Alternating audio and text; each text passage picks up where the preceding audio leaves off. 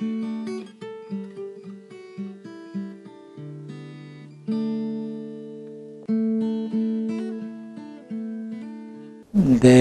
people, the researchers in the research unit of the hospital were chosen taking into account the problems involved in the repair of central nervous system injury.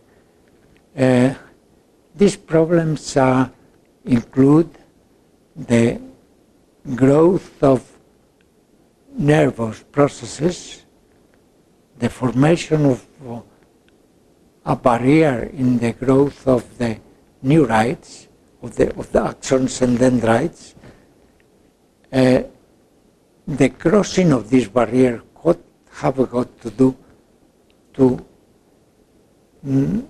permit that axons that sprout and grow towards the target and find in their middle of their way something that an ensemble of new cells that we call the glial scar, that is a collection of fibrogliotic tissue, and many types of cells accumulate in there.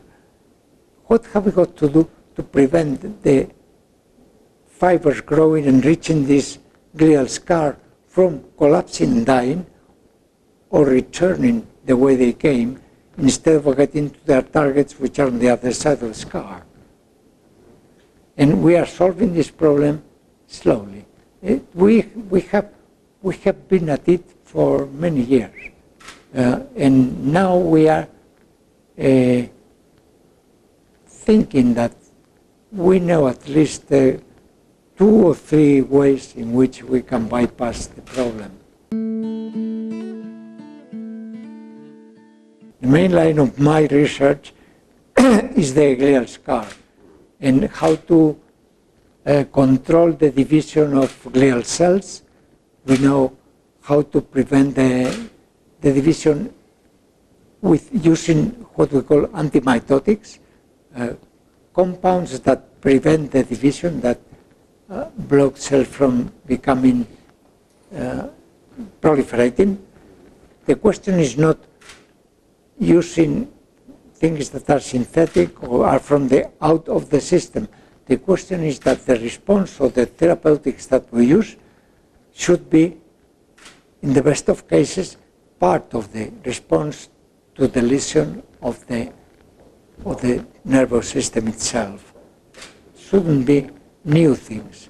Shouldn't be things that can create themselves a response could be benevolence or could be prejudice, a problem, a new problem instead of a solution. The question is trying to do all the efforts to use products and processes that are natural, that are, all we are doing is guiding them.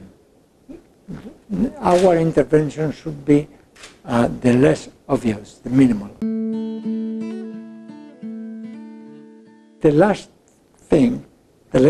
thing is that we haven't listed something which is part of our digestive system, biliary salts, to control the reactive glia formation, the glial scar.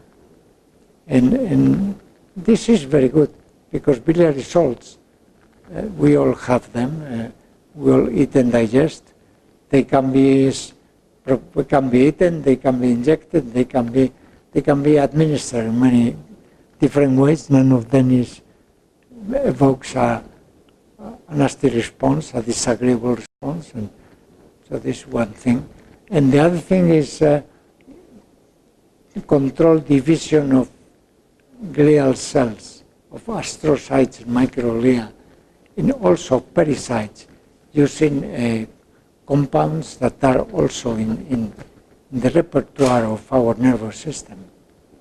And we describe a compound which is a glycolipid we call neurostatin, which is something that prevents the division of uncontrolled division of glial cells.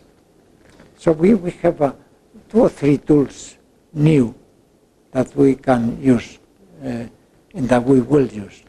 And what I would like very much is retire after I have left this problem in the capable hands of the medical people.